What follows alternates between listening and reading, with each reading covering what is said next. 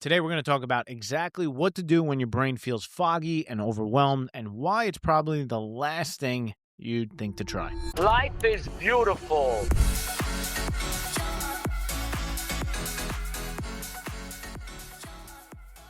Before we get into today's episode, how many fingers am I holding up, Nick? 1, 2, 3, 4, 5. 5-Star Friday! Give him the spiel, Nick. Give him the spiel. Today's 5-Star Friday. If you could do us a huge favor and rate this podcast 5 stars, it just helps us get this podcast out to more people so they can get their mind right. And, it'll let them know that this podcast doesn't suck. And, It'll only take you 10 seconds. You 10 seconds. If you could do that, we'd really, really appreciate it. All right. So you sent me a video on Instagram the other day by some random dude. And it was so good, I had our AI assistant, Marcus, transcribe it. And I'm going to read it word for word because that's how good it was. So the guy says, I'm going to save you a lot of time here. The way to get out of the brain fog and overstimulation is to let yourself get bored again, which takes a phenomenal degree of courage. I just want to let you know it's not easy to do this, but if you treat yourself like a writer, it becomes more interesting.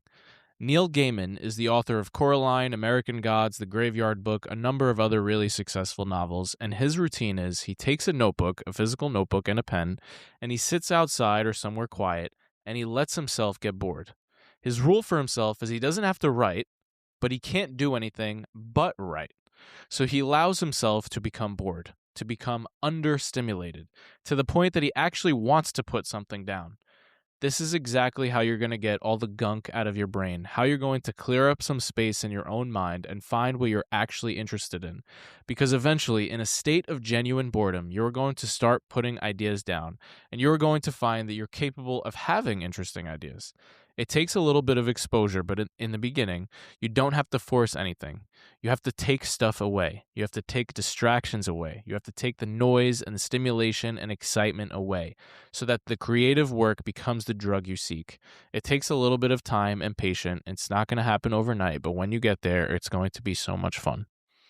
That's beautiful. I thought it was such a cool idea. Have you tried it yet? Well, I haven't tried like what he's talking about with the pen and the paper and the notebook, but I feel like he's basically describing exactly what I do when I meditate every single day. Like that is me forcing myself to do absolutely nothing but just sit and do nothing. Yeah. Right. So it's understimulating myself. And that's when I have some of my most creative ideas. Yeah. It's so interesting because I feel like it's become harder and harder and harder in this day and age to find those pockets of stillness. Do you know there was a recent study that was done that found the average amount of times somebody checks their phone? Not minutes spent, just checks their phone, like pickups. Yeah. Do you want to know how many? How many?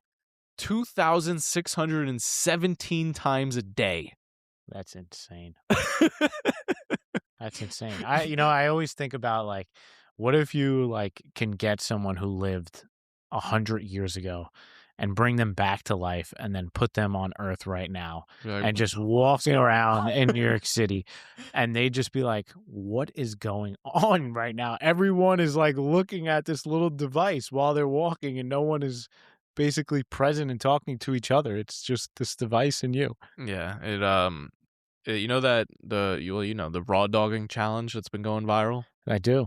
It doesn't sound like it is what it is. Raw dogging challenge. It's not what you think it is. It's basically people who are recording themselves doing nothing, just like sitting down with a little clock in their hands with like an hour countdown, and the caption's like raw dogging for 1 hour to fix my attention Didn't this span. start on like a Curb skit where he goes on a plane without anything? I don't know. Is that the original? I thought so. Yeah, people are raw dogging flights where basically you go on the airplane, you're not allowed to use the digital screen in front of you, no screens whatsoever, and you just sit there for the entire length of the flight. It's like a challenge. It's called the raw dogging challenge. And if you have done that, which I have, truly the best ideas I've ever come up with are like 10,000 feet in the air when I just have no stimulus to the outside world whatsoever. Yeah. So I looked up the science of what's going on here, and I actually discovered something that I didn't know before. So do you know that your brain has two modes that it operates on? No. So neuroscientists call them the task positive network and the default mode network. So the task positive network is when you're scrolling, responding, consuming, basically anytime your brain is on and doing something or reacting to something. Okay. The default mode network is what activates when you're bored, staring at a wall, doing nothing. Wow. So the default mode network is where creativity, self-reflection, and all your best ideas come from, and it's why your best ideas come in the shower, because your mind is in the default mode network. Unless you take your phone in the shower. In that case, you have a serious problem.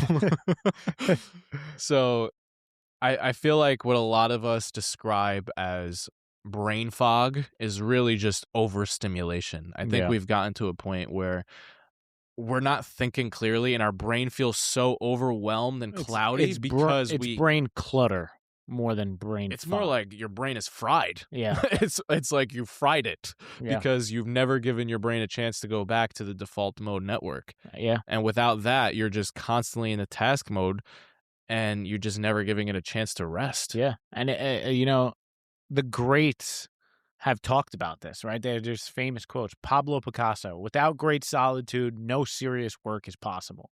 Albert Einstein, the monotony and solitude of a quiet life stimulates the creative mind. So all of these geniuses of the past have known that in order to create anything truly great, you need to be still and bored and alone. Yeah. And I think a lot of people don't realize that when I say your brain is being fried, going back to the default mode network and all that stuff, you're basically, what I mean by that is you fried your dopamine receptors. Like, we think that like we're resting at night when we're sitting down watching a Netflix show or we're sitting down and scrolling on TikTok for an hour. That's not resting. Your dopamine receptors are literally like going into freaking overdrive. Yeah. And you're not actually resting in those times, even though you may think that you are. And so your brain, every morning that you wake up, you can think of it like it has a dopamine budget. And when you wake up, let's say, and you start scrolling at 9 a.m. before you even get to work, right? You're depleting like half of your dopamine budget before you even get to your desk in the morning. Wow. And then you get home and it's like you're already have no budget, but like you're going into debt even more when you watch Netflix. Therefore, your ability to be creative is impossible. Or clear-headed at all. Yeah. So I think the call to action here is actually an anti-call to action. It is to do nothing. And we're running a little bit over on time, but I want to set a 1-minute timer where we're actually going to do nothing to end this podcast episode. And you could feel free to leave if you want, or feel free to stay. But Siri, set a 1-minute timer. Set a 1-minute timer. All right, here we go. 1 minute starts now.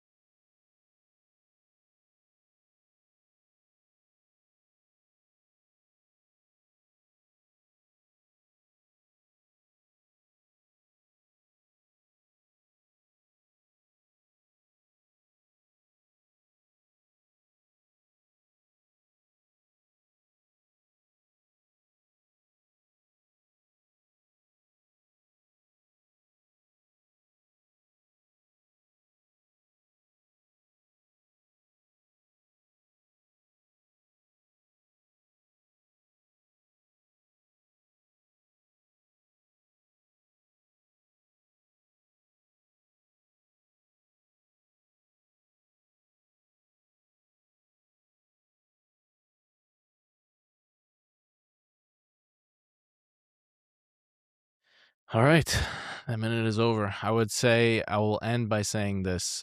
The degree of which that 1 minute felt uncomfortable is the degree that you need to spend more time doing nothing. Yeah.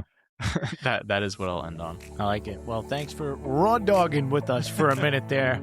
And thanks for hanging out with us. We love you. Peace.